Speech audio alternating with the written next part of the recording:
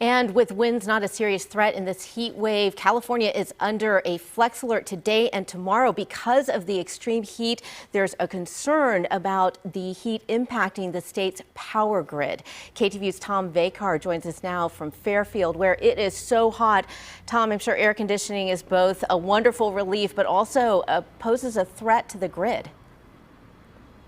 It does indeed, and this was supposed to be one of the hottest parts of the entire Bay Area, and that's why we came here. Now, since the rolling blackouts of last August, there have been a lot of improvements made to the power grid, but there are still many places within the grid that are extremely vulnerable to high temperatures.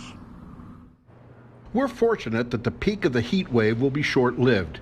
Despite improvements to the California electrical grid, California still imports a whole lot of power from other western states during peak demand.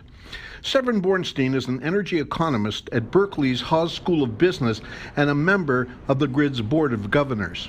If we run into another west-wide record-setting heat wave, we could once again be in trouble. And one often renewable source, hydroelectricity, critical to California, is in very short supply this summer.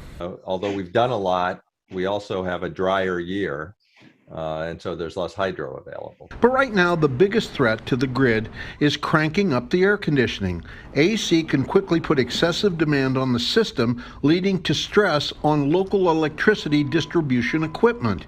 In prolonged heat waves, some older power equipment simply cannot cool down and fails from a technical kind of heat stroke. Especially on lines where they're not used to having all the air conditioners and all the fans running and everything, especially in lower, cooler climates. That's ominous because sometimes when power equipment fails, there can be sparks and or fires. The dryness of our vegetation is drier 1 month earlier than we usually see it. Usually we don't see these dry levels until July, but it's June and we're seeing these dry levels sooner. Now, right at the moment, the grid says that we're using about 40,000 megawatts of power, about 10,000 more than usual.